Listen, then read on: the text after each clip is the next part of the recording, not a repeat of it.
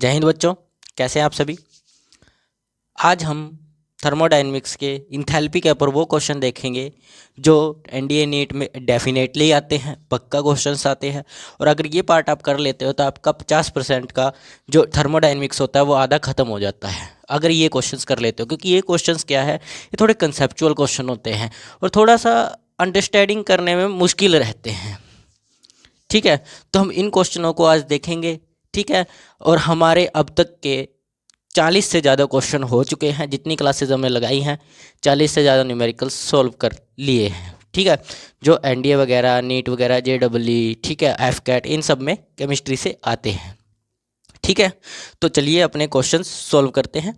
ठीक है, जैसे जैसे जो क्वेश्चन आपको सॉल्व करवा दिए हैं मैंने, उन क्वेश्चंस के जैसा क्वेश्चन यानी कि सेम टू सेम क्वेश्चन होगा तो मैं आप लोगों को होमवर्क भी दूंगा। ठीक है, तो बने रहिए। चलिए शुरू करते हैं, पहला क्वेश्चन से शुरुआत करते हैं। पहला क्वेश्चन क्या कहता है, हमने 33 क्वेश्चंस कर लिए थे, हम 34th क्वेश्चन पर आए थे। 34th क्या है, ग्लूकोज का है उत्पादन प्रोडक्शन यानी कि प्रोडक्शन। ठीक है, क्या दिया गया है, रिएक्शन है सीधा डायरेक्ट 12O6 सॉलिड फॉर्म में plus of 6O2 gaseous form के अंदर 6CO2। ठीक है, और गैसियस फॉर्म में है ये भी प्लस ऑफ 6H2O, ये भी गैसियस फॉर्म में है। दोनों इनका डेल्टा जी आपको गिवन है -2840 किलो जूल पर मोल गिवन है। फर्स्ट क्वेश्चन क्या पूछा गया है, फर्स्ट क्वेश्चन से शुरुआत करते हैं। फर्स्ट क्वेश्चन जो पूछा गया है वो है कि विपरीत अभिक्रिया यानी कि उल्टी अभिक्रिया द्वारा, ठीक है, अभिक्रिया द्वारा 0.3 ग्राम, ठीक है, 0.3 ग्राम ग्लूकोज बनाने के लिए कितनी ऊर्जा की आवश्यकता होगी। ग्लूकोज बनाने के लिए कितनी ऊर्जा की जरूरत होगी। ठीक है, तो यानी कि अगर इसको रिवर्स कर दे तो हमें कितनी ऊर्जा की ज़रूरत होगी, कितने 0.30 ग्राम ग्लूकोज बनाने के लिए, कितना ग्लूकोज बनाने के लिए 0.30 ग्राम 36 ग्राम ग्लूकोज बनाने के लिए हमें कितनी ऊर्जा की ज़रूरत पड़ेगी। ग्लूकोज, ठीक है, ग्लूकोज बनाने के लिए कितनी ऊर्जा की ज़रूरत पड़ेगी। ठीक है, तो चलिए क्वेश्चन शुरू करते हैं।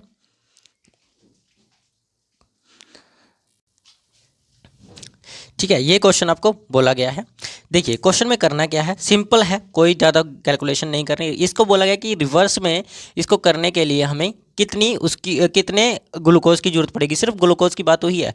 अगर ये रिएक्शन इतनी हो रही है, अगर हम इस रिएक्शन को रिवर्स कर देते हैं, रिवर्स करने का मतलब क्या है, इसको रिवर्स लिख कर दिखा देता हूँ मैं कैसे बनेगी।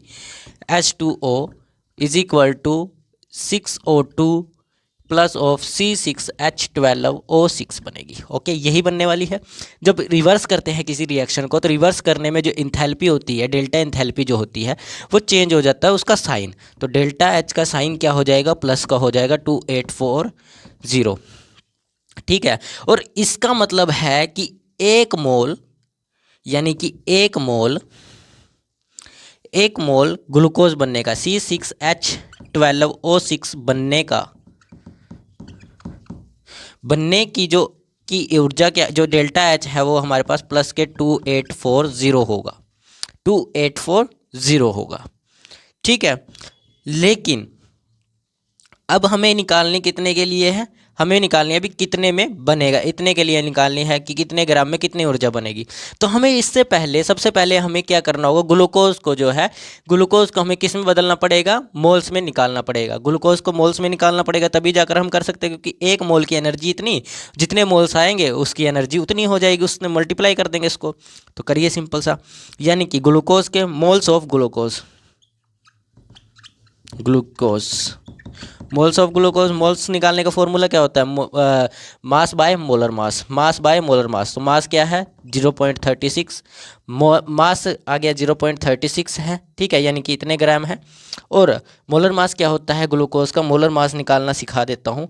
6 क्वांटिटी 12 इंटू 6 कितने होते हैं? 72 प्लस ऑफ 12 है, क्योंकि इसका तो जो एटॉमिक मास होता है वो 1 होता है, तो इसका 12 आ जाएगा, प्लस ऑफ 8 48, ठीक है। इनको जोड़ोगे तो हमारे पास जो आंसर आने वाला है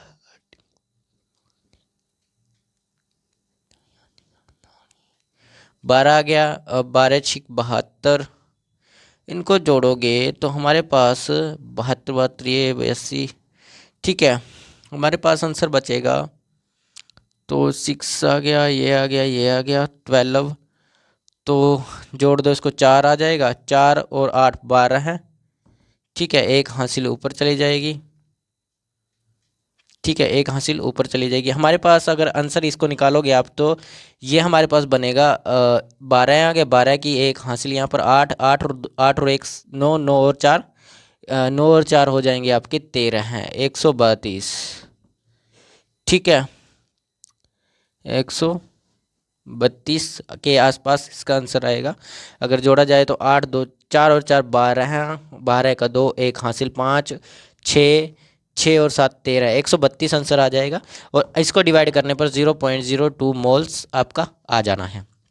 इतना आ गया, इतना समझ आ गया सभी बच्चों को। अब ये आया है, अब आपको क्या करना होगा? अब आपको सिंपली इसको मोल्स में आ गया। अब पता है आपको 1 मोल पर इतनी एनर्जी निकलती है, 1 मोल पर इतनी एनर्जी लिखती है, 1 मोल बनने की इंथैल्पी इतनी है, यानी कि ठीक है।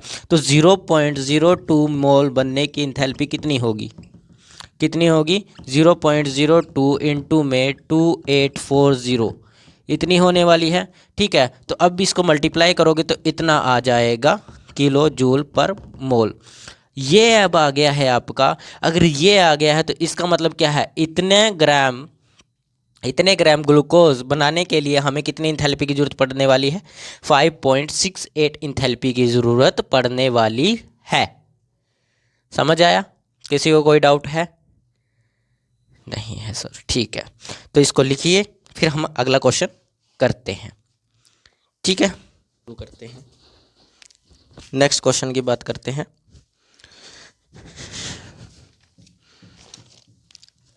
लिख लिया सभी ने? लिख लिया होगा, मिटा देते हैं।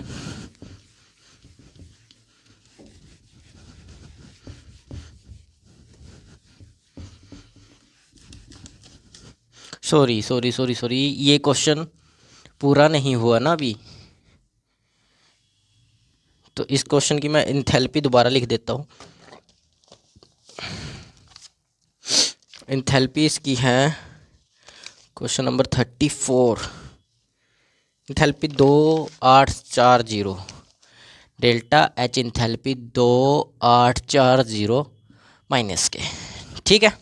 ये इंथैल्पी दी गई है। और नेक्स्ट क्वेश्चन आपको पॉइंट पूछा गया है, नेक्स्ट पॉइंट है इसका,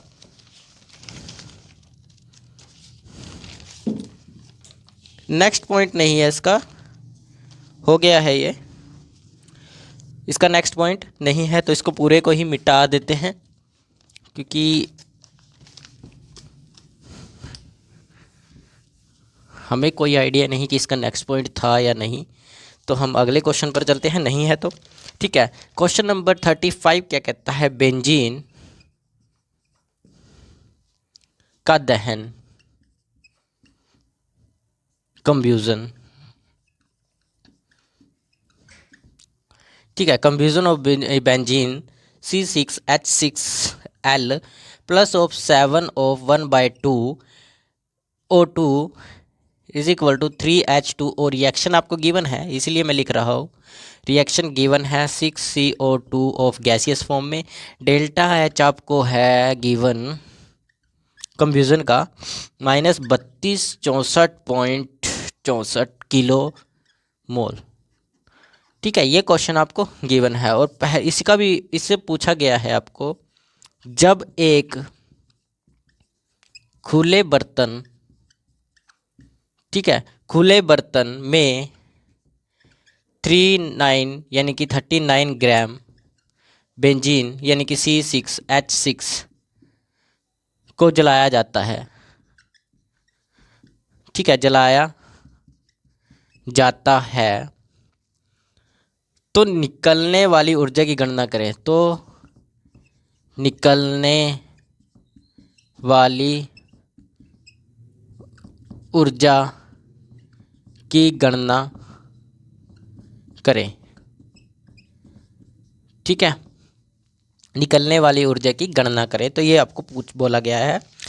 तो निकलने वाली गणना यानी कि 390 ग्राम पर बनेगा जो, उसकी गणना करनी है, ठीक है। तो और भी कुछ पूछा गया है, यही है क्वेश्चन पूरा।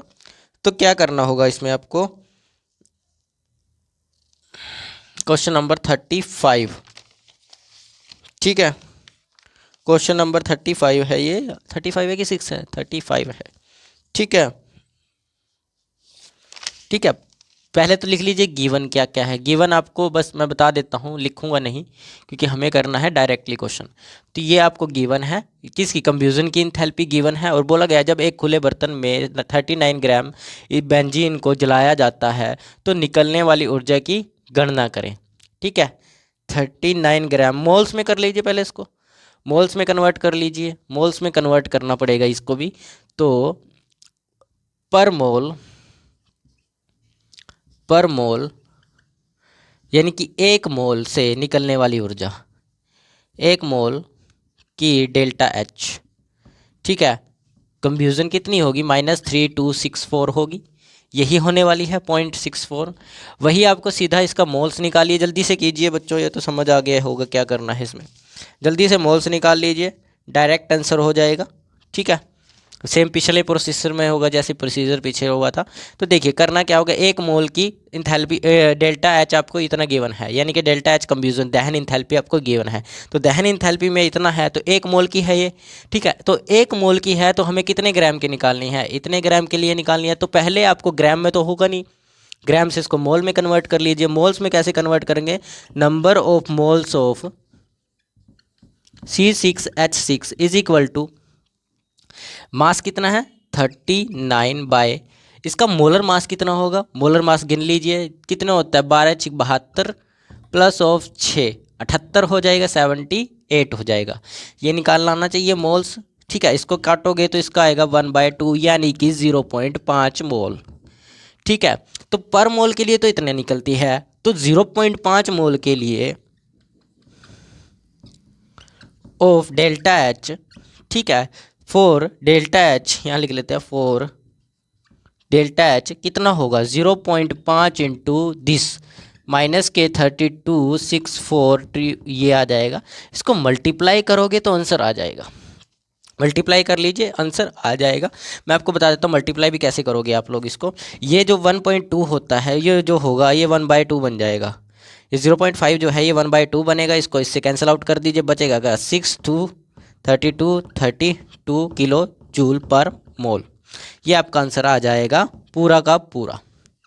ये आपको निकालना था, बस करना क्या था, कुछ भी नहीं था, बिल्कुल आसान क्वेश्चन था आपका। कुछ करना था नहीं करना था सर, बिल्कुल आसान क्वेश्चन था। तो इसको लिखिए जल्दी से, तब तक हम नेक्स्ट क्वेश्चन की तरफ चलते हैं।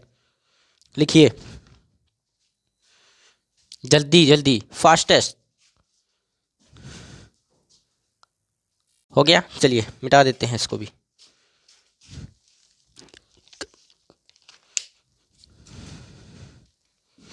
चलिए मिटा देते हैं इसको भी।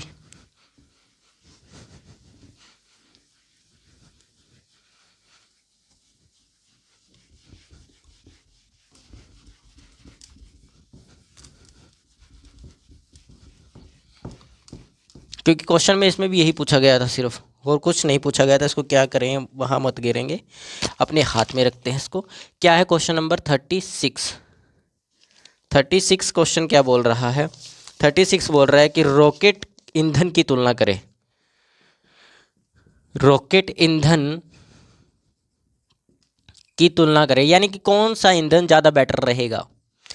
रॉकेट का मतलब यही होता है, रॉकेट फ्यूल का मतलब यही होता है।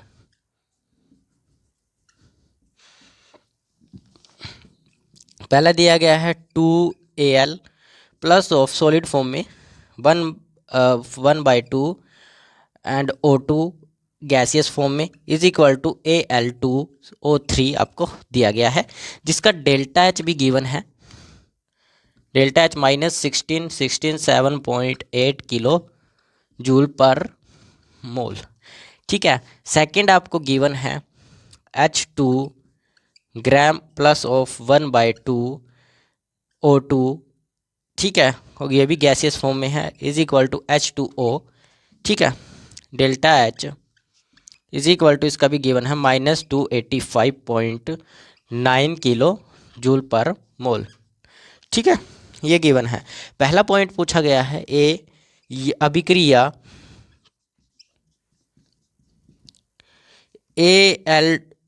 अभिक्रिया नहीं है, ये सेकंड पॉइंट है आपका अभिक्रिया वाला। फर्स्ट पॉइंट है यदि एल्यूमिनियम Al यानी कि, ठीक है, और हाइड्रोजन H2 लिख दूँ सीधा, हाइड्रोजन की समान मात्रा यानी कि मास, समान मास में का उपयोग किया जाए तो कौन सा ईंधन बेहतर रहेगा? ईंधन बेहतर रहेगा। ठीक है, कौन सा ईंधन बेहतर रहेगा, इन दोनों में से बताना है कि अगर हम एल्यूमिनियम और हाइड्रोजन की सेम मात्रा रखें यानी कि मास सेम रखें तो उनमें से कौन सा ईंधन बेहतर रहेगा। यानी कि हमें यह बताना है कि कौन सा ईंधन ज़्यादा इंथैल्पी निकालेगा, ज़्यादा हीट देगा, यही हमें निकालना है। तो क्वेश्चन शुरू करिए। ठीक है, सबसे पहले तो आपको एल्यूमिनियम का जलना निकालना होगा कि एल्यूमिनियम को जलाया जाए। ठीक है, एल्यूमिनियम को जलाया जाए। ठीक है, एल्यूमिनियम को जलाया जाए। ठीक है, इसको साइड में रख देते हैं।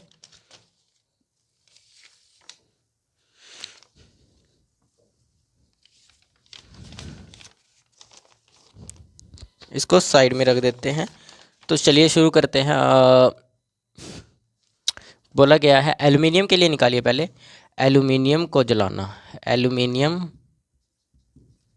का जलना शुरू करते हैं। पहले जला देते हैं इसको। अरे ब्लैक वाइट बोर्ड पे आग लगाओगे क्या सर? नहीं, वाइट बोर्ड पे क्यों आग लगाएंगे भाई, नुकसान थोड़ी ना करेंगे। वैसे मेरे पास एक वाइट बोर्ड और है, एक्स्ट्रा है। सर मुझे दे दीजिएगा, मैं अपनी गर्लफ्रेंड को गिफ्ट कर दूंगा। वो क्या करेगी इसका? उसको आप टेडी वगैरह दो, भालू। ठीक है, तो एल्यूमिनियम यानी कि ये आपको रिएक्शन दी गई है। मैं यहाँ लिखूंगा नहीं, मैं सीधा लिखूंगा ये इतना दिया गया है। यानी कि यहाँ कितने एल्यूमिनियम है? 2 एल्यूमिनियम, यानी कि 2 मोल एल्यूमिनियम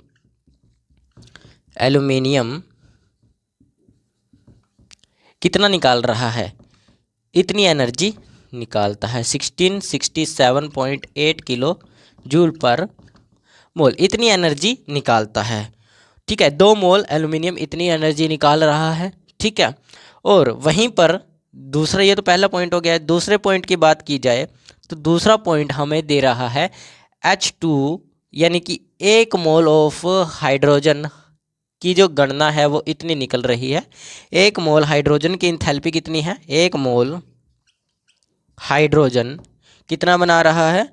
-285.9 हीट इतनी बना रहा है, एनर्जी बना रहा है। ठीक है, और आपको निकालना क्या है, यही पूछा गया है ना इसमें। क्वेश्चन और तो नहीं है ना इसमें एक्स्ट्रा? नहीं, क्वेश्चन और नहीं है एक्स्ट्रा, क्वेश्चन यही पूछा गया है। ठीक है, तो कीजिए इसको। अब एल्यूमिनियम को मोल्स में चेंज कीजिए। पहले सबसे पहले एल्यूमिनियम को पर मोल के लिए निकालिए, कितनी होगी पर मोल के लिए। जल्दी से जल्दी कीजिए, जल्दी जल्दी, फास्टेस्ट, जल्दी कीजिए। कई बच्चे करने में लगे होंगे, कर लो पहले, फिर मैं करवाता हूँ आपको। ठीक है, और भी कुछ दिया गया है? नहीं दिया गया, ये गिवन है हमें बस। ठीक है,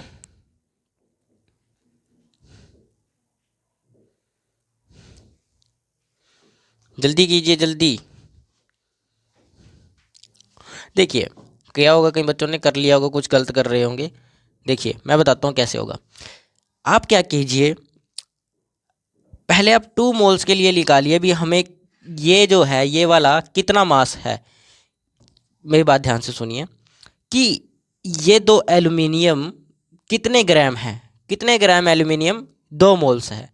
तो ग्राम एल्यूमिनियम निकालने के लिए आपको पता होना चाहिए एल्यूमिनियम, एक एल्यूमिनियम का एटॉमिक मास कितना होता है, 27 ग्राम पर मोल, इतना होता है। ठीक है, तो 2 एल्यूमिनियम का कितना होगा, 2 एल्यूमिनियम का होल नहीं लिखना सर, एल्यूमिनियम का होगा 54 ग्राम पर मोल, इतना ही होने वाला है। अब हाइड्रोजन का भी निकालिए, हाइड्रोजन का भी ऐसे ही कीजिए, कितना होगा हाइड्रोजन का, हाइड्रोजन का भी निकालिए, जल्दी जल्दी निकालिए।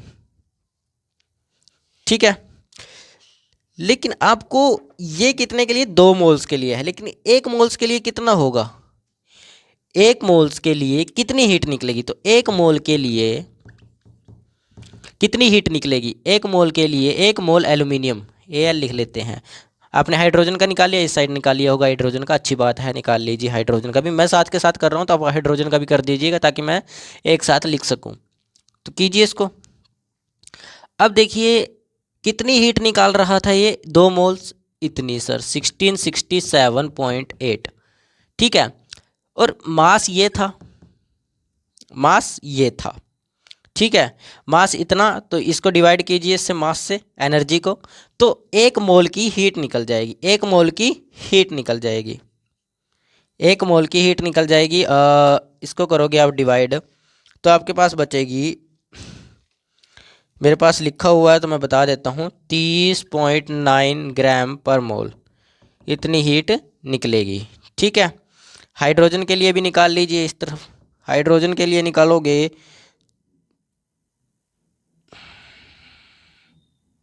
हाइड्रोजन का जो एटॉमिक मास होता है, मोलर मास हाइड्रोजन का कितना होगा, 2 हाइड्रोजन है तो 2 मोलर मास निकाल लीजिए ना हाइड्रोजन का, molar mass of hydrogen,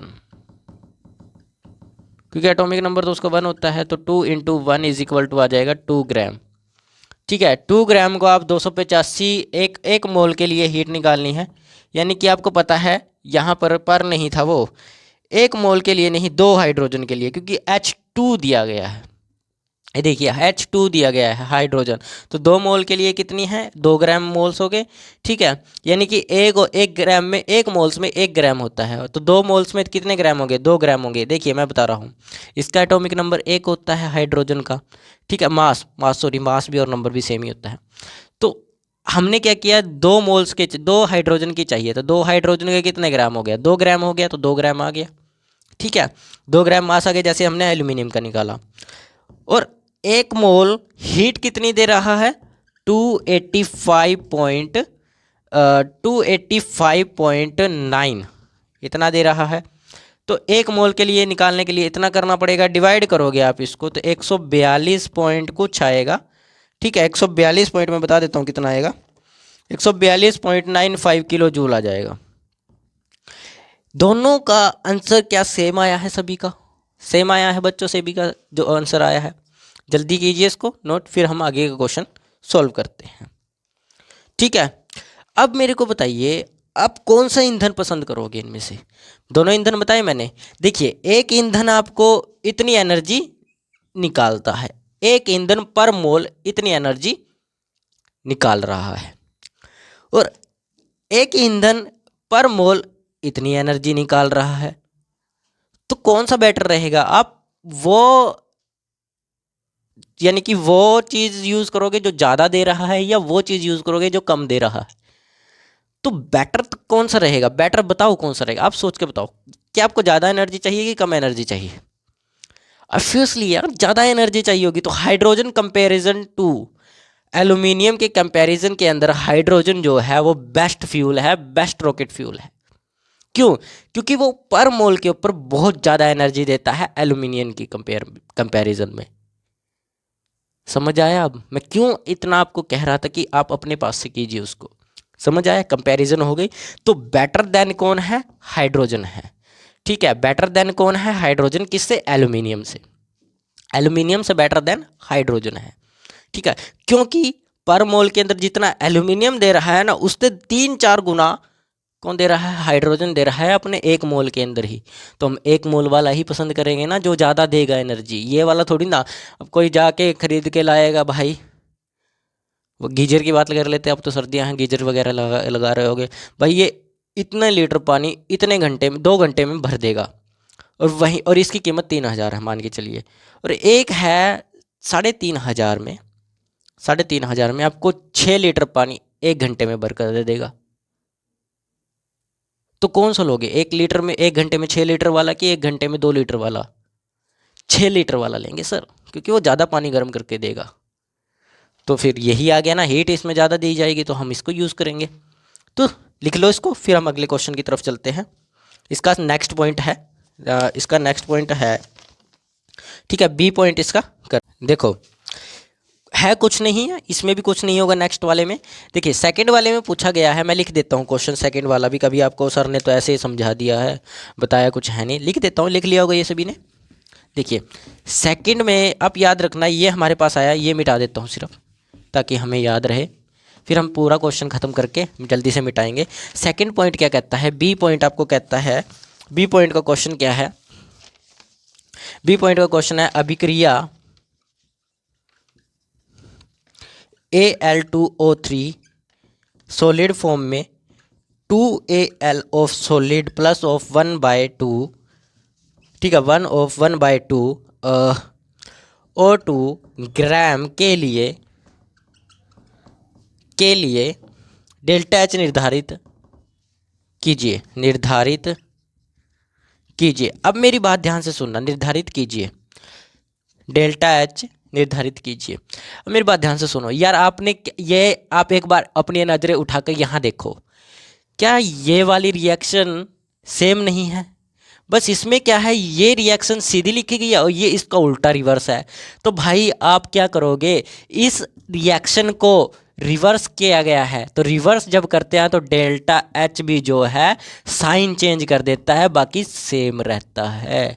kilo joule per मोल है, था कुछ इसमें? नहीं था सर, कुछ नहीं था सर, बस हम तो वैसे ही पागल हो रहे थे। कुछ नहीं है, आप लोग इसको पता नहीं क्या लेके बैठ जाओगे, कहीं बच्चों का ये अटक ही जाता है क्वेश्चन यहाँ पे। नहीं, अटकना नहीं है यार, जब भी रिवर्स करोगे आप किसी भी रिएक्शन को, तो उसका डेल्टा एच जो होता है वो साइन चेंज कर देता है बस। तो हमने देखा यार ये तो रिवर्स हो रही है रिएक्शन, ठीक है, तो ऐसा थोड़ा कैलकुलेशन करना शुरू करो। इसको मिटा दे। अब नेक्स्ट क्वेश्चन की तरफ चलते हैं, 37 क्वेश्चन।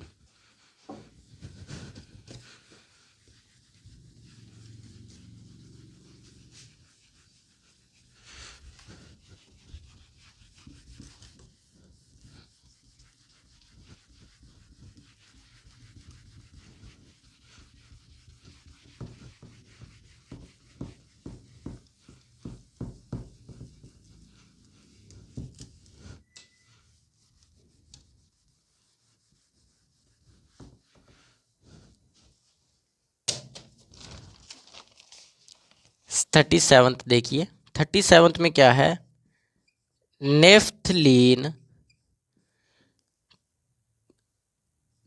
का संलयन, ये इसकी क्वेश्चन की हेडिंग है। बोला गया है जब 1 ग्राम जल 1 ग्राम तरल नेफ्थलीन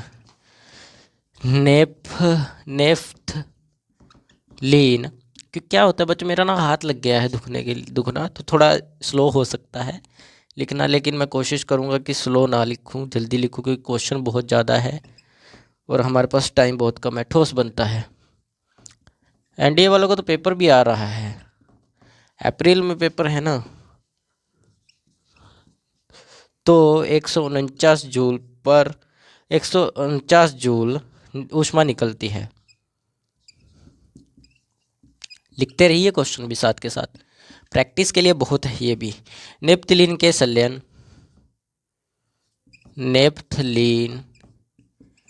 के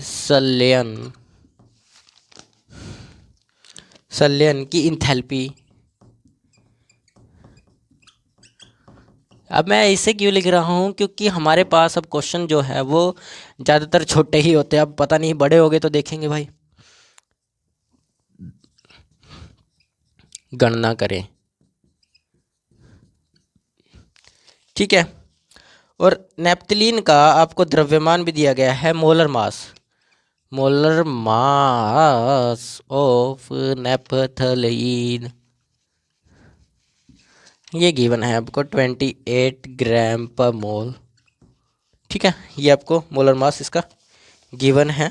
तो हम इसको साइड में रख देते हैं। कई बच्चे सॉल्व करने लग गए होंगे, जल्दी कीजिए सॉल्व अगर करने लग गए हैं, नहीं हम नेक्स्ट क्वेश्चन सॉल्व करते हैं, नहीं फिर हम सॉल्व करते हैं अपना क्वेश्चन, ठीक है।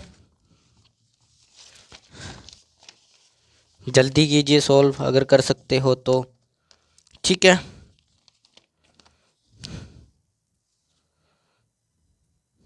जल्दी कीजिए। तुम दिल की धड़कन में रहते हो।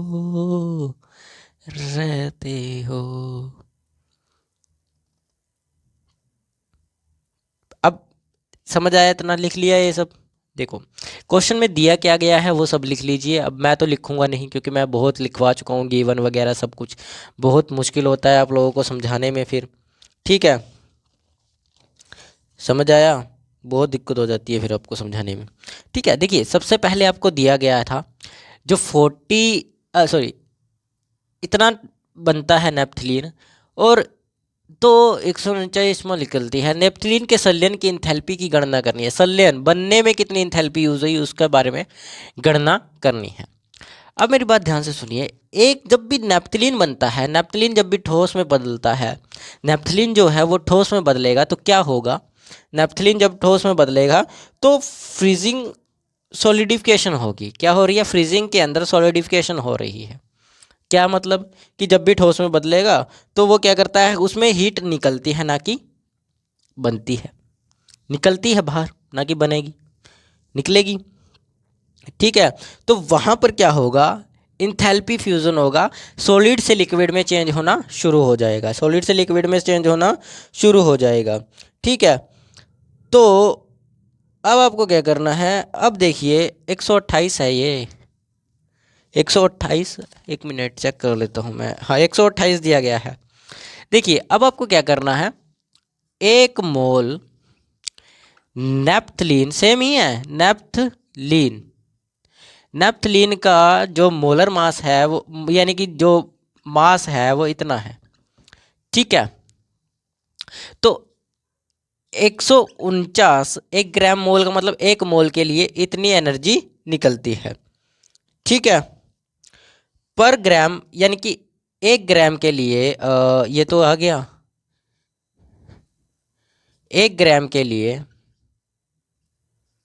1 ग्राम मोल के लिए 1 ग्राम नेप्थलीन लिखे, नेप्थलीन पूरा लिखूं कि आधा लिख दूं, नेप्थलीन पूरा ही लिख देते हैं यार, बच्चे कहेंगे सर एन क्या लिख दिया आपने। नेप्थलीन कितनी ऊर्जा निकाल रहा है, 149 जूल निकाल रहा है सर, ठीक है, ये हमें समझ आ गया सर। तो 128 ग्राम नेप्थलीन के लिए कितनी ऊर्जा निकलनी चाहिए फिर सर, मल्टीप्लाई में कर दो, 128 मल्टीप्लाई में करो 128, ओहो वो 2 बार नहीं लिखना, 128 किया। अब 128 से इसको मल्टीप्लाई करोगे तो 9702 कुछ आसपास यही आना चाहिए, मेरे पास लिखा हुआ है तो मैं बना देता हूँ, 0 यहाँ आएगा, 72 मैं लिख देता हूँ, मेरे पास दे रखा है तो मैं लिख देता हूँ इसमें से, ठीक है। इतने जूल निकालेगा, जूल में है ना तो जूल में निकालेगा, इसको किलो जूल में कर लीजिए, क्योंकि इंथैल्पी किस में होती है, किलो जूल में होती है।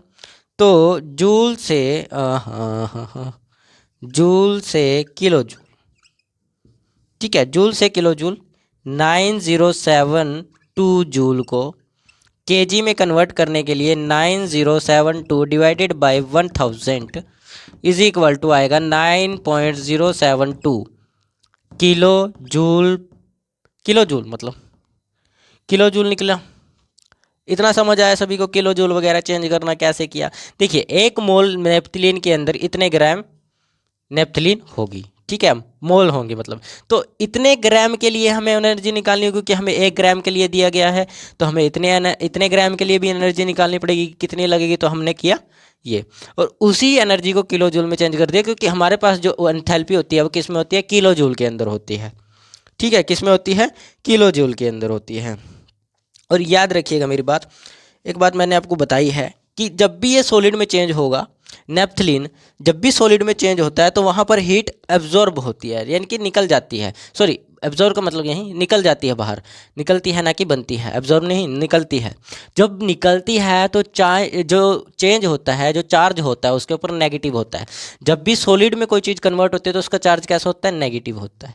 सॉलिड्स में कन्वर्ट होती है और उसकी एनर्जी बाहर निकलती है, तो बाहर निकलने का मतलब क्या है, नेगेटिव, माइनस हो गई है, तो नेगेटिव हो जाती है। क्या हो जाती है, नेगेटिव हो जाती है। समझ आया इतना, ठीक है। तो इसको साइड में रख देते हैं और हम बात करते हैं,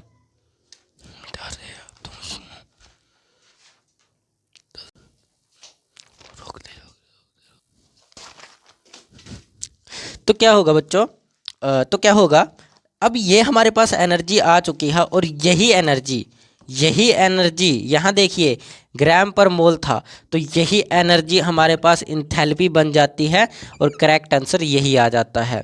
तो किलो जूल के अंदर बदलना जरूरी था, क्योंकि हमारे पास जो इंथैल्पी होती है वो किलो जूल के अंदर होती है। मैं दोबारा से क्वेश्चन समझा देता हूँ, ये थोड़ा कंफ्यूजन क्वेश्चन था। क्या बोला गया था आपको, 1 ग्राम तरल नेप्थलीन के लिए, जो नेप्थलीन है वो ठोस में बनता है, तो वो इतनी एनर्जी निकालता है, तो 1 ग्राम निकालता है। तो हमें पता करना होगा कि कितने ग्राम होता है, अब नेप्थलीन कितने ग्राम होता है, 1 मोल के अंदर कितने ग्राम होते हैं, अब ये भी पता करना चाहिए। तो 1 ग्राम के अंदर उसका मोलर मास निकाल लीजिए, आ जाएगा 128 मोलर मास आ गया। और मोलर मास से आप उसका पता कर सकते हो, कैसे भी निकाल कर उसका मोल्स निकाल सकते हो, मतलब मोल्स निकाल सकते हो, नंबर ऑफ मोल्स। तो इतना आया, इतने ग्राम मतलब हमारे पास नेप्थलीन है, मान के चलिए इतने ग्राम है नेप्थलीन। तो 1 ग्राम के लिए नेप्थलीन कितनी ऊर्जा, इतनी ऊर्जा निकाल रहा है, तो 128 के लिए कितनी ऊर्जा निकालेगा, इतनी निकालेगा। अब ये तो जूल में है सर, पर मोल तो इसके आएगा ही आएगा, ये तो जूल में है सर, तो क्या जूल में रहेगा, नहीं सर जूल में नहीं रहेगा यार, ये जूल से कन्वर्ट हो जाएगा किलो जूल में। कन्वर्ट करो इसको, कुल किलो जूल में होगा नहीं, करना पड़ेगा। किलो जूल से जब इसको कन्वर्ट में करोगे तो 1000 से डिवाइड किया जाता है, जब 1000 से डिवाइड करेंगे तो आपके पास फाइनल आंसर आपका आ जाएगा इंथैल्पी। और याद रखिएगा, जब भी कोई चीज़ सॉलिड में चेंज होती है तो हीट निकलती है, तो साइन जो होता है वो चेंज हो जाता है। अगर प्लस का है तो प्लस, जो नेगेटिव है तो नेगेटिव लगा दीजिए, ठीक है। प्लस का है तो माइनस, माइनस का है तो प्लस हो जाता है। लेकिन हमारे पास कोई चार्ज नहीं था, तो इसका निशान जो रहेगा वो प्लस का रहेगा।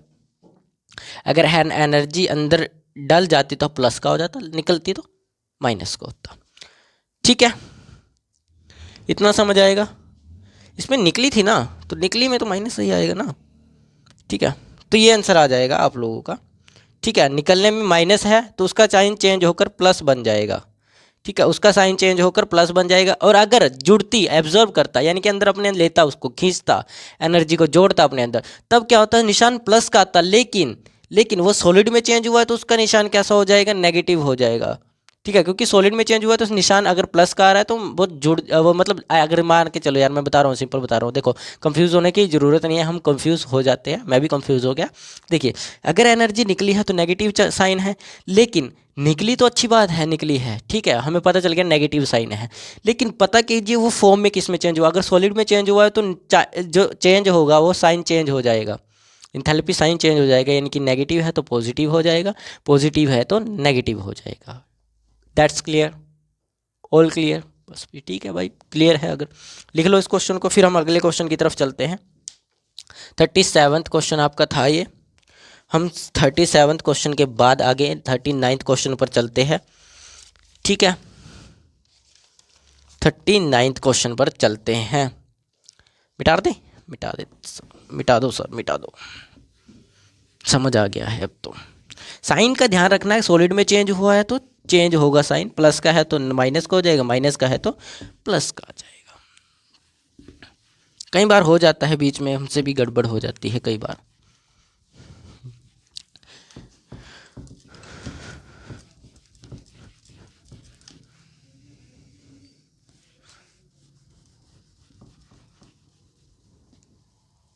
इसको यहाँ रखते हैं जेब में। 39वां क्वेश्चन करते हैं। आज 40 क्वेश्चन करेंगे, 40 तक क्वेश्चन करेंगे। ये क्वेश्चन आप लोग घर से करेंगे। बेंजीन के क्वथनांक, ठीक है, पर, यानी कि बॉइलिंग पॉइंट बोलते हैं इसको, कभी आपको अलग ही बॉइलिंग पॉइंट बोल देता हूँ मैं इसको, ठीक है। बॉइलिंग पॉइंट पर उसके वाष्पीकरण की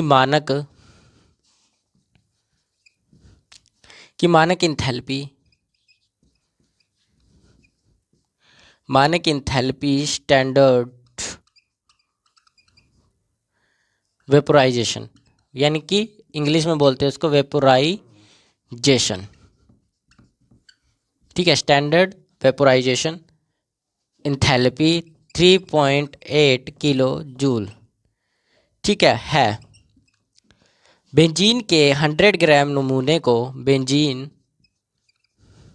के 100 ग्राम नमूने यानी कि सैंपल को उसके, सीधा बॉइलिंग पॉइंट लिख देता हूँ, क्वथनांक आपको समझ नहीं आएगा, बॉइलिंग पॉइंट आपको समझ नहीं आने वाला ना वो, पर वाष्पित यानी कि वेपोराइज करने के लिए 100 वाट के लिए इलेक्ट्रिक हीटर को कितने समय, ये क्वेश्चन मैं करवा देता हूँ, आपके पास नहीं होगा, मैं करवा देता हूँ, समय तक चलना होगा मेरी जान, तुम्हें हमारी तरफ। ये देखो, पावर का आपको फॉर्मूला भी दिया गया, कितने अच्छे हैं आपके एग्जाम वाले। पावर का फॉर्मूला भी आपको गिवन दिया है, एनर्जी बाय टाइम, और 1 वोट एनर्जी में 1 जूल पर सेकंड होता है। 1 वोट पावर के अंदर इतना, इसको डिवाइड कर देते हैं, ठीक है। Enthalpy standard vaporisation 30.8 kilo joule है। बेंजीन के 100 ग्राम नमूने को उसके बॉइलिंग पॉइंट पर वाष्पित करने के लिए 100 वाट के इलेक्ट्रिक हीटर को कितना समय तक चलाना होगा, यानी कि गर्म करने के लिए, यानी कि भाप में बनाने के लिए उसको, हीटर को कितने समय तक चलाएं कि वो पानी जो है वो भाप में बन जाए, बेंजीन जो है भाप बन जाए, बेंजीन जो है वो भाप बन जाए, ठीक है। सबसे पहले आप देख लीजिए क्या क्या दिया गया है, गिवन लिख लीजिए। मेरा सबसे पहला काम रहता है गिवन लिखना, मैं आपको बता भी रखा हूँ, कई बार आपको करवाया भी मैंने, हर एक क्वेश्चन में हम करते आ रहे हैं, ठीक है। हमारे पास गिवन है हमें डेल्टा एच ऑफ वेपोराइजेशन, कितना गिवन है, 30.8 किलो जूल पर मोल हमें गिवन है। ये क्या गिवन है हमें, डेल्टा एच गिवन है, ठीक है। इलेक्ट्रिक हीटर की पावर कितनी है, 100 वोट है, ठीक है। पावर,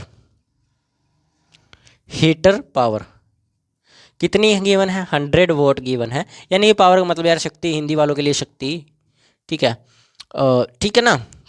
और 1 वाट हमें क्या कहा गया है, 1 वाट जो है वो 1/जूल पर सेकंड के बराबर होता है, ठीक है, इतना बोला गया है। अब बेंजीन का, सबसे पहले बेंजीन को आपको मोल्स में कन्वर्ट करना पड़ेगा, कीजिए मोल्स में कन्वर्ट। मोल्स में कन्वर्ट करने के लिए आपको पता होना चाहिए बेंजीन का मोलर मास कितना होता है, बेंजीन का मोलर मास। तो मोल्स में कन्वर्ट करने के लिए बेंजीन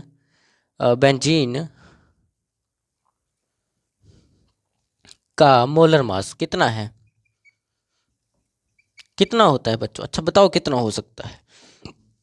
अभी भी निकाला था सर हमने 78 ग्राम पर मोल, अभी तो सर हम पीछे करके हटे हैं, 39/78 किया था, तब किया था ना, तो उसमें किया था, ठीक है। और बेंजीन है कितने ग्राम, 100 ग्राम है। तो मास गिवन है, मोलर मास है, तो इसके मोल्स निकाल लीजिए। Number of moles of benzene कितना है सर, कितने दिए गए हैं? 100 तो मास है, 78 ये आ गया। तो इसका आंसर निकालोगे कितना आएगा? इसको जब आप डिवाइड करोगे तो 1.28 इसका अप्रोक्स आंसर आएगा। 1.28 ग्राम पर मोल का अप्रोक्स इसका आंसर आने वाला है। 1.28, हाँ इसको 1 से डिवाइड करोगे तो फिर चलो करके देख लेना आप लोग, आएगा इतना ही। आगे पीछे भी हो सकता है, गलत मत सोचना कि सर ने गलत लिखवा दी, कैलकुलेशन नहीं आती सर को। सर ने सिर्फ अनुमान लगाकर आपको बताया है, ठीक है। अब इतने मोल है हमारे पास, कितना बेंजीन है, इतने मोल्स। तो इतने मोल की टोटल एनर्जी निकाल लीजिए कि टोटल एनर्जी कितनी होगी। तो टोटल एनर्जी कितनी होगी, इसके साथ आप इसको मल्टीप्लाई कर देंगे इतने मोल्स को, तो आपके पास इतने मोल्स की टोटल एनर्जी आ जाएगी। तो total energy of 1.28 moles benzene, 1.28 of benzene, 1.28 benzene, ठीक है। तो 1.28 बेंजीन की कितनी हो जाएगी, 8 मल्टीप्लाइड बाय कितने वोट है, 0.8, ठीक है, इतने हैं। इसको जब आप मल्टीप्लाई करोगे तो आपके पास अप्रोक्स आंसर बचेगा, बचना चाहिए 30 है, 12 है, 30 करेंगे तो 34, 39 अप्रोक्स हमारे पास, ये देख लीजिएगा आप आंसर क्या आएगा। 39.4 किलो जूल मेरे पास लिखा हुआ है, तो मैं बता दिया, निकाल लीजिएगा इसको, ठीक है। यह देखो कैलकुलेशन जो होती है करनी पड़ती है। अब मेरे को करने में कैलकुलेशन बहुत समय लग जाएगा, तो आप लोगों को क्या कैलकुलेशन यहाँ करनी पड़ेगी, पॉइंटों में है तो बहुत टाइम निकल जाएगा। मैं ज़्यादा टाइम नहीं लगाना चाहता क्वेश्चन पर, मैं चाहता हूँ ज़्यादा से ज़्यादा क्वेश्चन हम आज कर सकें, ठीक है।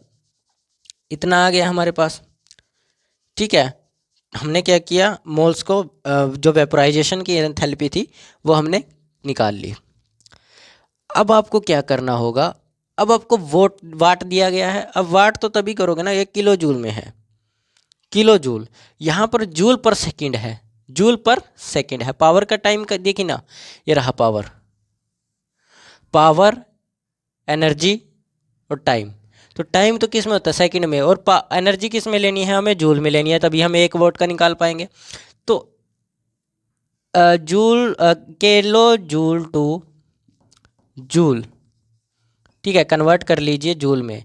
तो इसको जब जूल में कन्वर्ट करेंगे तो 3.400 अप्रोक्स, यही जूल में आंसर आएगा। हाँ 1000 से मल्टीप्लाई कर दोगे तो यही आंसर आ जाएगा, total energy of 1.28 mole benzene की, ठीक है। इतनी तो आपकी क्या आ जाएगी, एनर्जी आ जाएगी, एनर्जी, इतनी एनर्जी आ गई बेंजीन की। अब आप क्या करोगे, आपके पास पावर गिवन है, टाइम निकालना है आपको, टाइम निकालना है, पावर आपको गिवन है, ठीक है, टाइम निकालना है, पावर आपको गिवन है। तो टाइम इधर ले जाइए, टाइम ऊपर चला जाएगा, पावर नीचे आ जाएगा। Power energy divided by power, power कितनी है, कितनी निकालता है सर, कहाँ गया, 1 वोट है, यानी कि 100 वोट निकालता है। कितनी निकालता है, 100 वाट, पावर तो नीचे आएगी ना, तो पावर 100 वाट निकालता है। और एनर्जी हमने कितनी निकाली है, 39400, ठीक है। तो 39400 है, तो 2 0 से 2 0 कैंसिल आउट हो जाएगा। हमारे पास क्या बचेगा, टाइम, टाइम हमारे पास बचेगा। अब याद रखना टाइम को सेकंड में दिया गया तो सेकंड में होगा टाइम, तो टाइम आपका आ गया सेकंड, 3.9 सेकंड, इतना टाइम आपका आएगा। अब इसको मिनट में भी कन्वर्ट करना है, इसको मिनट में कन्वर्ट कर लीजिएगा, कितना आएगा, 6 पॉइंट, मेरे ख्याल से 6 पॉइंट कुछ मिनट आने चाहिए। ये सेकंड में इतना टाइम आ गया। अभी इसका पता क्या चला हमें कि 100 वोट के इलेक्ट्रिक हीटर को कितने समय तक चलाना पड़ेगा वाष्पित करने के लिए, यानी कि बेंजीन को वाष्पित करने के लिए, यानी कि 100 ग्राम नमूने को वाष्पित यानी कि बॉयल करने के लिए हमें कितने देर तक हीटर को चलाना पड़ेगा, सिर्फ 394 सेकेंड तक चलाना पड़ेगा। All clear? यस और क्लियर। अब इसको 60 से डिवाइड कर लीजिए, जो आंसर आता है आपका लिख लीजिएगा। ठीक है, छिकम छिकम 36 और 36 और 6 7 42। ठीक है, छिकम छिकम 36 मैं निकाल देता हूँ फिर भी मिनट में कन्वर्ट करने के लिए। छिकम छिकम 36 आ जाएगा, पॉइंट लगाया, 94 है 360, यानी कि हमारे पास बच गया 34 बच गया, 34.0। ठीक है, 6 5 30, यानी कि 6.5 मिनट के लिए चलाना पड़ेगा।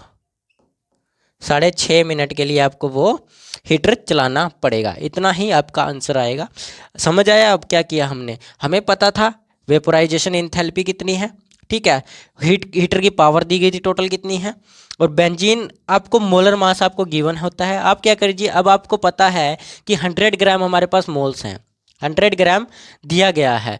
अब आपको यहाँ पर साइड में लिखेगा वो भी, जो बेंजीन का जो मोलर मास है वो इतना है। अगर मोलर मास और आपको उसकी ग्राम में दिया जाए, वो उसका मास दिया जाए, तो आप उसमें से मोल्स ही निकालोगे। सबसे पहले मोल्स निकालें, मोल्स निकालने के बाद हमने एनर्जी की कैलकुलेट की, कितनी एनर्जी बनेगी टोटल बेंजीन की, 100 ग्राम बेंजीन की कितनी इंथैल्पी बनेगी, इतना आ गया। अब आपको क्या करना था, अब हमें क्या चाहिए, पावर जो होती है जूल में यार, तो इसको किलो जूल में आया हमारा, तो इसको जूल में कन्वर्ट कर लिया। जूल में कन्वर्ट करने के बाद हमने क्या किया, हमारे पास एक फॉर्मूला गिवन था, ये आपको गिवन होता है फॉर्मूला, उसमें लिखा हुआ था, तो मैंने यार लिख दिया, क्वेश्चन में भी था लिखा हुआ। अब ये मेरे को पता नहीं किसका क्वेश्चन था किसका नहीं, मेरे ख्याल से JEE का या नेट का भी क्वेश्चन था, ये NDA का नहीं था, नीट या JEE का था शायद। तो टाइम आपको इतना दिया, टाइम निकालना था, तो टाइम इधर चला गया, पावर नीचे आ गई, तो इसको ना कैलकुलेशन करके हमने निकाल लिया, और हमने मिनट में निकाल दिया। सेकंड में भी आंसर ठीक होता है, अगर सेकंड में ऑप्शन है तो सेकंड में कर दीजिए, और अगर मिनट में है तो मिनट में कर दीजिए, उसमें क्या दिक्कत है, कर दीजिए। ठीक है, तो इसको लिखिए, फिर हम अगले क्वेश्चन की तरफ चलते हैं।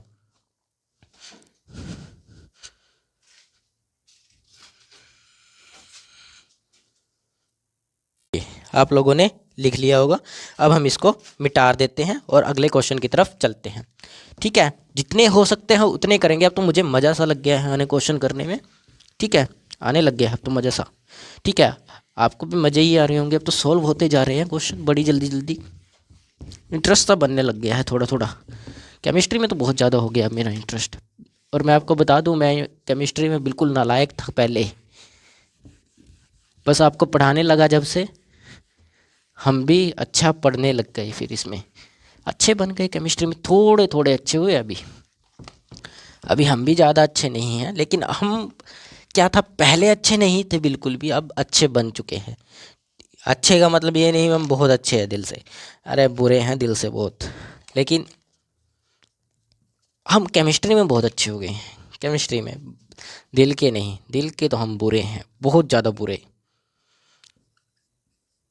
कोई कहे ना आप बहुत अच्छे हो दिल के, ना ना ना ना ना ना ना ना ना ना, बुरे बुरे हैं हम, बहुत बहुत बुरे, बहुत ज़्यादा बुरे। मैं तो कहता हूँ भाई मुझे तो चाहिए बुरा ही चाहिए, क्योंकि अच्छे बनकर फिर वैसे भी कोई फ़ायदा नहीं। ठीक है, तो दुनिया में बुरे लोगों का ही आज के टाइम में जीना हो पाता है, वरना अच्छे लोगों को तो लोग दबा कर रख लेते हैं अपने नीचे। ठीक है ना, इसीलिए बुरे ही अच्छे। O6 किया दिया, ठीक है, जाता है जो 1560 किलो जूल ऊर्जा के बराबर है। ठीक है, के बराबर है, 40 क्वेश्चन है ये, 40 नहीं, 41 नहीं, 40 क्वेश्चन है। ठीक है, के बराबर है, वह इस प्राप्त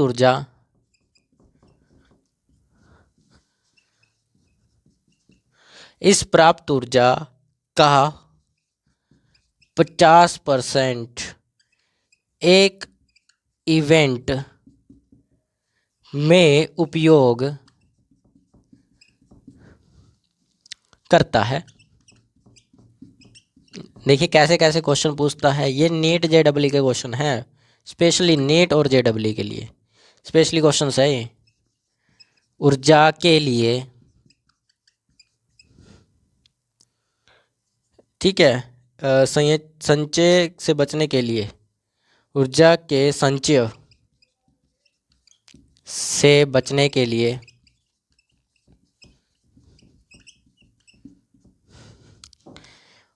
उसे पसीने के रूप में निकलने वाली पानी के वजन की, पसीने के रूप में निकलने वाले पानी के वजन की गणना करें। ठीक है। पानी के वाष्पीकरण की एंथैल्पी, पानी के वाष्पीकरण की एंथैल्पी VAP यानी कि गिवन है आपको 44 किलो जूल पर मोल। मार्कर चेंज कर लेते हैं, अब तो हमारे पास है मार्कर वैसे भी।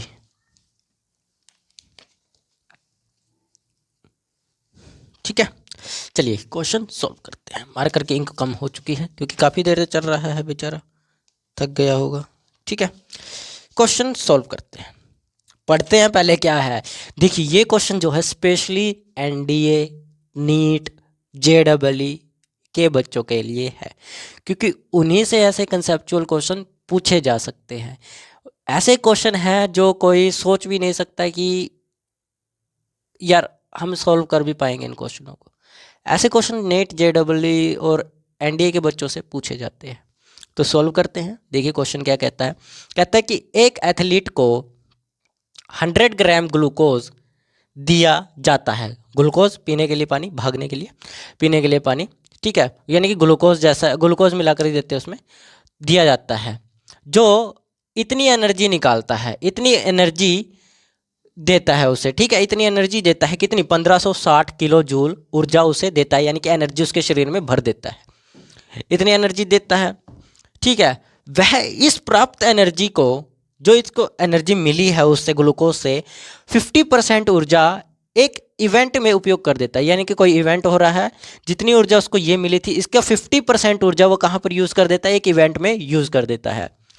फिर कहा गया है शरीर में ऊर्जा के संचय से बचने के लिए, यानी कि कमी से बचने के लिए, उसे पसीने के रूप में निकलने वाले पानी, उसका जो पसीना निकल रहा है, पसीना निकल रहा है, उसका वजन ज्ञात कीजिए, उसके वजन की गणना कीजिए कि कितना वजन पानी उसको निकालना पड़ेगा। कितना वजन उसको पानी, मतलब क्या है, उसका शरीर का जो पसीना है वो अपने शरीर से बाहर निकालना पड़ेगा। ठीक है, निकालना पड़ेगा। और आपको पानी के वेपोराइजेशन की एंथैल्पी दी गई है 44 किलो जूल। क्या आप एक्सपेक्ट कर सकते हो ऐसा क्वेश्चन आएगा? आ तो सकता है भाई, आएगा। नीट JEE से पूछा जाता, हमने तो देखा ही नहीं था कभी क्वेश्चन। ठीक है, अब सोल्व करवाएंगे आपको ऐसा क्वेश्चन। चलिए सोल्व करते हैं। पसीने के ऊपर क्वेश्चन आ गया भाई। लो, अभी फ्यूल के ऊपर आया था, कौन सा फ्यूल बेटर है, हाइड्रोजन वाला कि एल्यूमिनियम वाला? अभी उसके ऊपर हमने कैलकुलेशन की थी, बहुत अच्छा क्वेश्चन था। ठीक है, अब इसके ऊपर भी कर लेते हैं। देखो, सबसे पहले हमें लिखना होता है गिवन कितना है। मैंने आपको बोला है गिवन हर बार लिखना है कि 100 ग्राम ग्लूकोज C6H12O6 हमें कितना दे रहा है। ठीक है, कितनी एनर्जी दे रहा है हमें, 1560 किलो जूल हमें एनर्जी दे रहा है पर मोल, इतनी एनर्जी हमें दे रहा है। ठीक है, एथलीट में सिर्फ वह उसका 50% यूज़ करता है, बाकी एनर्जी हीट बनकर बॉडी से निकलना ही शुरू हो जाती है, क्योंकि बाकी एनर्जी जो बची है 50% वो एथलीट के लिए तो यूज़ कर ली उसने, जो सी करनी थी। अब जो बची है वो हीट से बाहर निकलेगी, हीट बनकर बाहर निकलेगी शरीर से। जब देखना कई बार जो आप ज़्यादा भाग लेते हो, ज़्यादा एनर्जी का यूज़ कर लेते हो, तो आपका शरीर जो होता है वो तपने लग जाता है, गर्म होने लग जाता है, होता है ना ऐसा, कई बार होता है हमारे साथ। तो वैसे ही इसकी जो हीट होगी, जो इससे 50% हीट यूज़ की है, यानी कि हीट का मतलब क्या है, उसने एनर्जी यूज़ कर ली, और जो बची है वो हीट में निकलना शुरू होगी पसीने के रूप में।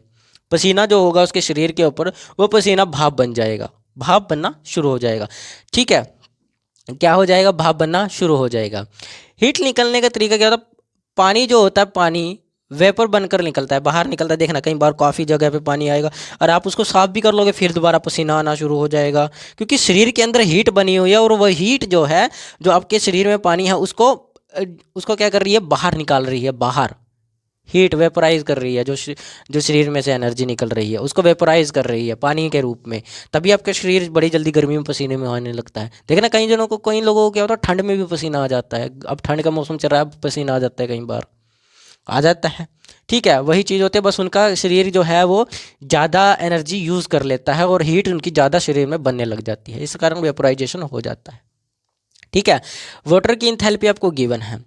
अब हमें पहले ही निकालना होगा यूज़ कितनी इंथैल्पी हुई है और वेस्ट कितनी इंथैल्पी हुई है, बची कितनी है, मतलब यूज़ कितनी हुई है और बची कितनी है। फर्स्टली हमें पता है 50% उसने यूज़ किया है और 50% बची है। तो 50% किसका 50%, इसका 50%। तो पहले हम लिखेंगे 50% एनर्जी, बची हुई एनर्जी लिखेंगे, बची हुई एनर्जी जो बची है। कितनी एनर्जी बची, 50% उसने यूज की, अरे 50% उसने यूज की, 100 मल्टीप्लाइड बाय ये 100 परसेंटेज के नाम का आता है। और ये कितनी एनर्जी थी टोटल, 1560 थी। जीरो से जीरो कैंसिल आउट, इधर से जीरो कैंसिल आउट ये वाली। ठीक है, तो इसके साथ जब मल्टीप्लाई करोगे 33 यहाँ से लो, 5 5 5 25 और 3 28, 28 आ गया, 5 1 5 5 और 1 7, 780 किलो जूल एनर्जी बची हमारे पास यार। हाँ, 780 किलो जूल एनर्जी बची। आप डिवाइड कर कर इसको 2 से तब भी निकाल सकते थे।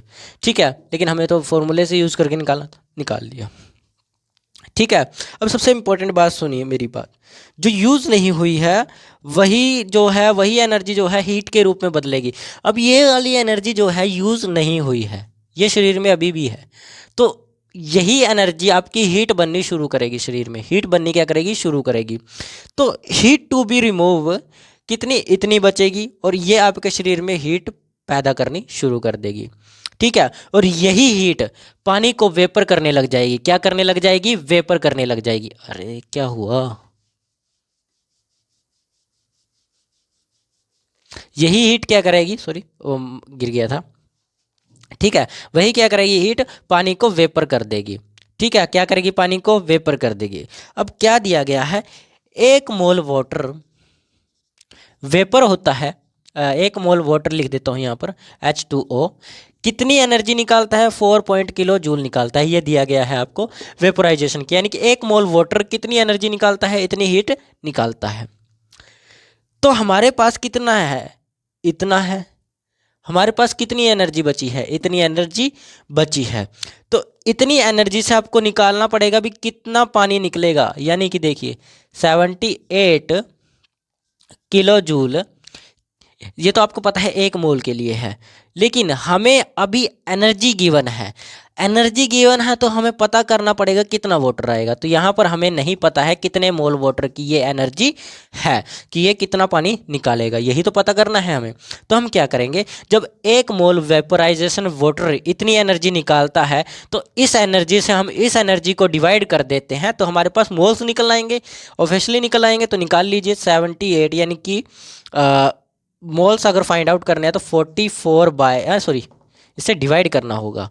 तो ऐसा ही करेंगे, डिवाइड कर दो 44 से, तो आपके पास कितने मोल आएंगे, कितने मोल बचेंगे, कितने मोल्स ऑफ वाटर बचेगा, तो 17.73 बचेगा। अप्रोक्स इतना ही बचना है, मेरे पास है लिखा हुआ तो आप देख लीजिएगा उसको। 17.73 ग्राम पर मोल बचेगा, कितने वाटर, सॉरी ग्राम पर मोल तो मोलर मास में आता है। ठीक है, हमारे पास इतने मोल्स बचेंगे, मोल्स मतलब कि इतने ग्राम वाटर बचेगा, इतना ग्राम वाटर बचेगा।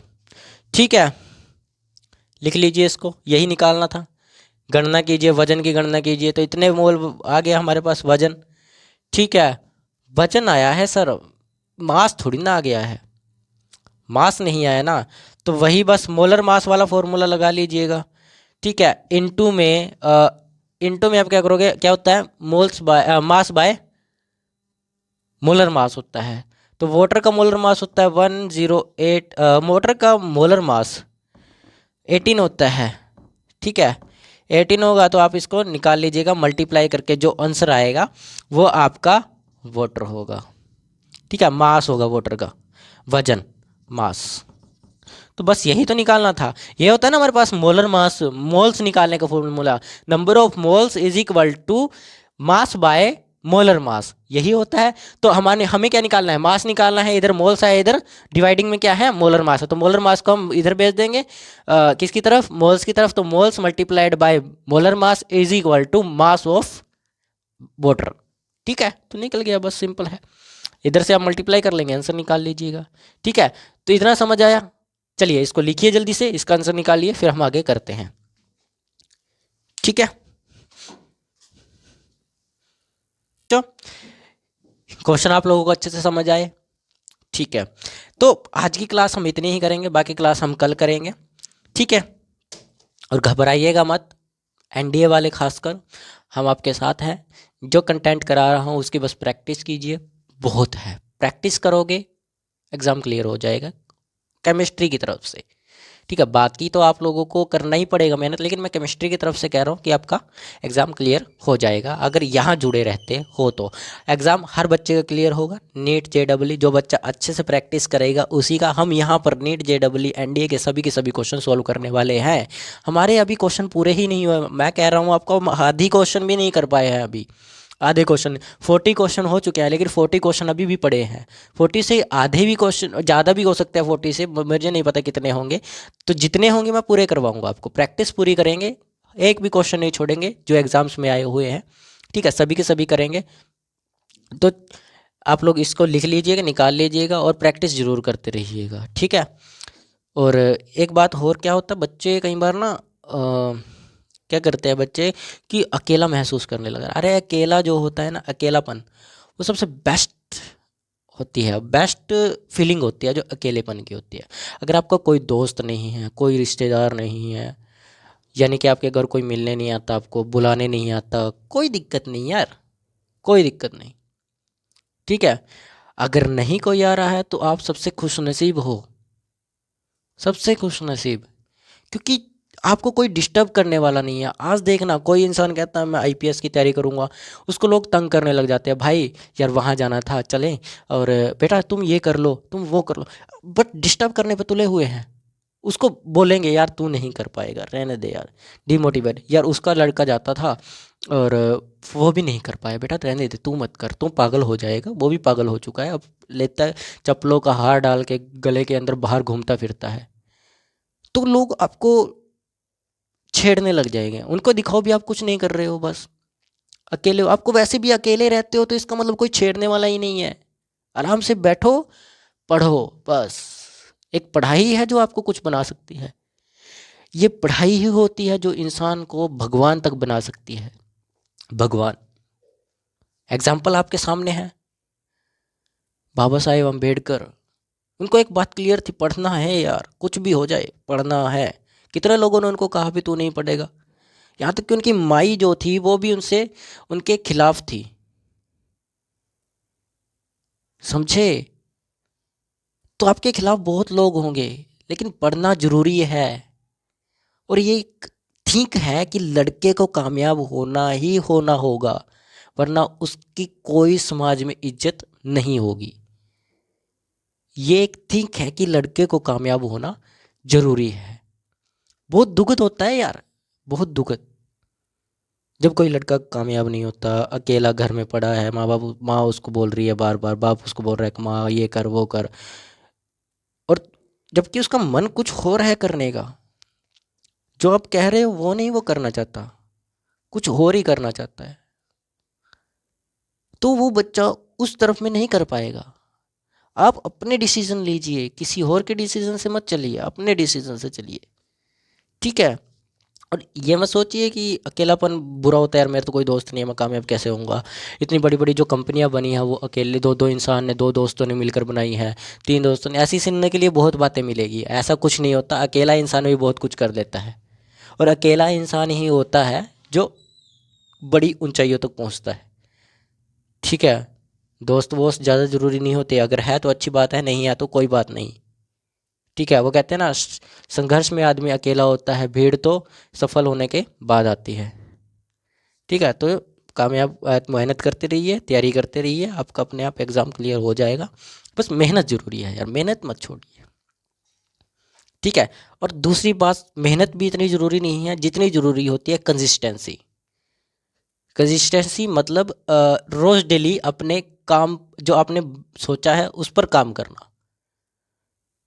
ठीक है, जैसे आपको हिस्ट्री पढ़नी है आज, केमिस्ट्री पढ़नी है, 2 घंटे 3 घंटे पढ़नी है, तो डेली पढ़िए। डेली, चाहे उसको 10 मिनट पढ़िए, चाहे 20 मिनट पढ़िए, चाहे 30 मिनट पढ़िए, डेली पढ़िए, कंसिस्टेंसी रखिए। धीरे धीरे कर कर वो कंसिस्टेंसी आपकी टाइमिंग, जो कंसिस्टेंसी की टाइमिंग है वो बढ़ती चली जाएगी। तो सिंपल है। ठीक है, तो आज पढ़ते रहिए, अच्छे से पढ़िए, क्वेश्चन हमने बहुत अच्छे सॉल्व किए हैं। ठीक है, बाकी क्लास हम कल करेंगे। जय हिंद, जय भारत। ठीक है, और डरिएगा नहीं, केमिस्ट्री कोई मुश्किल चीज़ नहीं है, आसान है। नहीं पता तो देख लीजिए कितनी आसान है।